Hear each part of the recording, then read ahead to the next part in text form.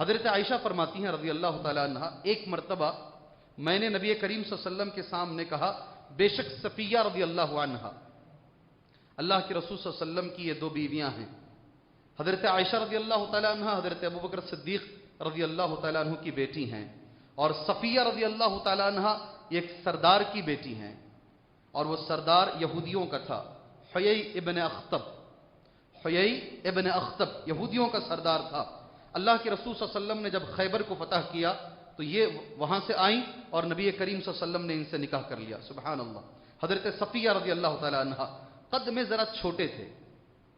ان کا ہائٹ ذرا کم تھا، سنو جی غور سے سنو اس بات کو، ہائٹ ذرا کم تھا، سبحان اللہ۔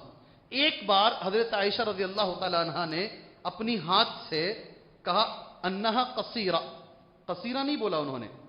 گڈھے کا لفظ استعمال ہی نہیں کیا، پستقت کا لفظ ہی استعمال نہیں کیا، ہاتھ سے اشارہ کر کے دکھایا، وہ ذرا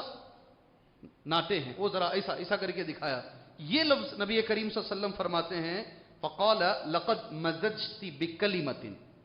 اے عائشہ تو نے اپنی زبان سے ایک ایسا کلمہ نکالا ہے، لقد مزجت بکلمۃ، نبی کا لفظ ہی سن لو آپ، لو مزجت بها، اگر اس کلمے کو تم جا کر سمندر کے پانی میں ڈال دو، ایک کلمہ لمزج، سارا سمندر گندا ہو جائے گا، سبحان اللہ۔ ایک لفظ کسی کے خلاف اگر ہم بول رہے ہیں، اور کوئی ایسا نہیں، اور لوگوں کی دلیل ہے، گڈھے کو گڈھا نہیں بولے تو کیا لمبا بولیں گے، دلیل دیتے ہیں لوگ، کالے کو کالا نہیں بولیں گے تو کیا گورا بولیں گے، پیچھے باقاعدہ ایک تو غیبت کرتے ہیں، چوری اور سینہ زوری، ایسے عجیب قسم کے مسلمان ہیں،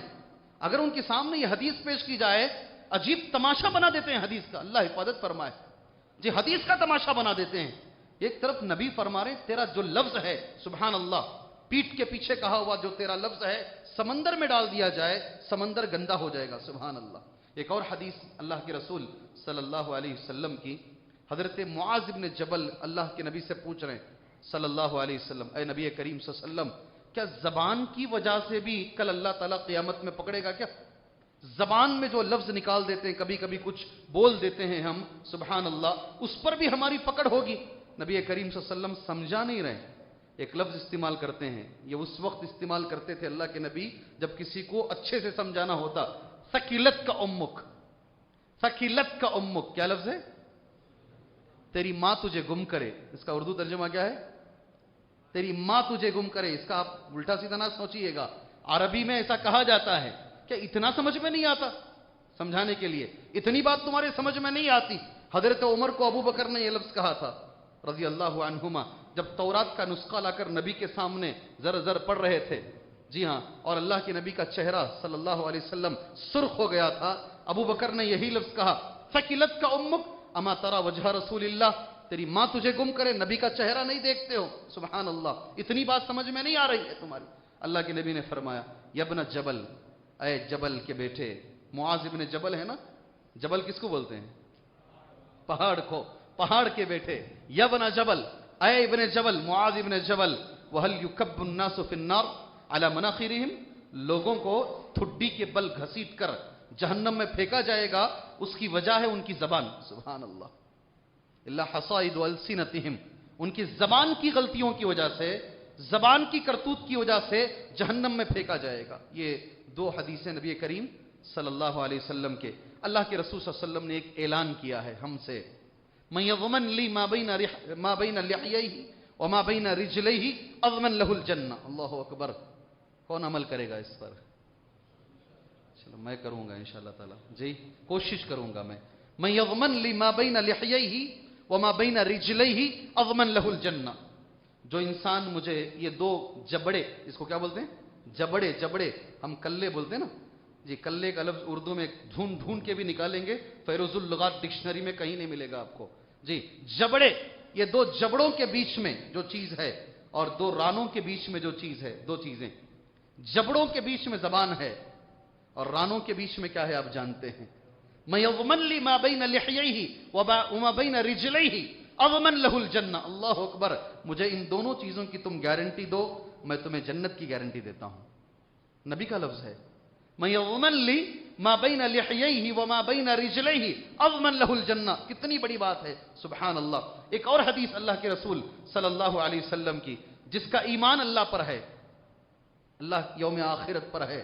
وہ بولا تو اچھی بات بولے گا ورنہ خاموش بیٹھے گا، نہیں بولے گا، بات ہی نہیں کرے گا۔